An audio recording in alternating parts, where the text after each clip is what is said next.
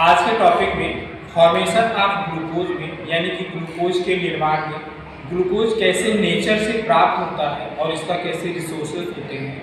फिर ह्यूमन्स इसका यूज करके अपनी कोशिकाओं की को एटीपी के रूप में प्रोड्यूस करते हैं। फिर शरीर को एक ऊर्जा मिलती है जिसे एडिनोसिन ट्राइफॉस्फेट के रूप में हम संचय करते हैं। सबसे पहले प्रकाश संश्लेषण की क्रिया में प्रकाश की उपस्थिति में कार्बन डाइऑक्साइड और जलवाष्प वातावरण में जो नमी होती है और उस नमी के साथ कार्बन डाइऑक्साइड को फोटोसिंथेसिस की प्रक्रिया में स्टार्च में परिवर्तित कर देता है। इस स्टार्च का जल अपघटन होता है यानी कि C6H10O5 टेकेनियम स्टार्च होता है जिसका जल अपघटन की क्रिया होती है। इसके जल अपघटन की क्रिया से ये सुक्रोज में परिवर्तित कर देता है।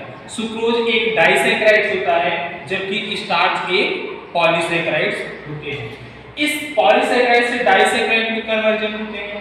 इस सुक्रोज का पुनः इन्वर्टेज एंजाइम की क्रिया के द्वारा जल अपघटन की क्रिया होती है कि ग्लूकोज और फ्रक्टोज में परिवर्तन होते हैं। एक खास बात और होती है कि जो इन्वायरमेंट से नमी और कार्बन डाइऑक्साइड को फोटोसिंथेसिस की क्रिया में स्टार्च एक पॉलीसैकेराइड के रूप में बैठता है। ये पॉलीसैकेराइड से डाइसैकेराइड में यानी कि धीरे धीरे इसका अपघटन होते हैं और छोटे छोटे अणुओं में विभाजित होते चले जाते हैं। अर्थात पॉलीसैकेराइड से डाइसैकेराइड और डाइसैकेराइड से मोनोसैकेराइड में इसका परिवर्तन होता है।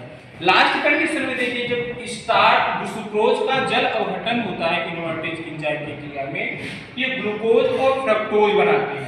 ग्लूकोज और फ्रक्टोज दोनों के फार्मूले सेम होते हैं C6H12O6 ग्लूकोज के और C6H12O6 फ्रक्टोज के।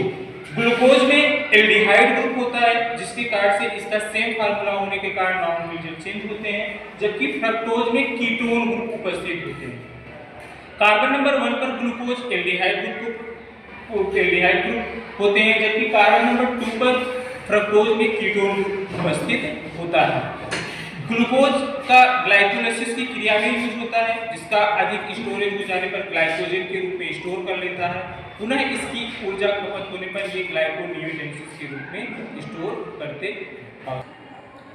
ग्लूकोज के सेम फार्मूले होने के कारण से एक ग्लूकोज में और फ्रक्टोज के फार्मूले सिमिलर होते हैं। यही अभी आपने जाना। ग्लूकोज में एल्डिहाइड ग्रुप और कीटोन में फ्रक्टोज में कीटोन ग्रुप उपस्थित होता है। दोनों में कार्बन की संख्या 6, हाइड्रोजन की संख्या 12 और ऑक्सीजन की संख्या 6 होती है। अब यहाँ आप देखिए ये ग्लूकोज की संरचना है जिसमें पहले ग्रुप पर कार्बन नंबर 1 पर ये एल्डिहाइड ग्रुप है।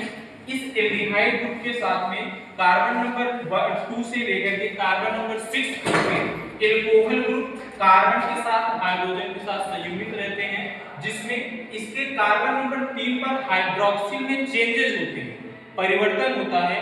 जिस परिवर्तन के कारण से अगर हाइड्रोक्सिल ये लेफ्ट साइड में होता है इसे अल्फा डी ग्लूकोज और जब राइट साइड में होता है उसे बीटा डी ग्लूकोज के नाम से जानते हैं।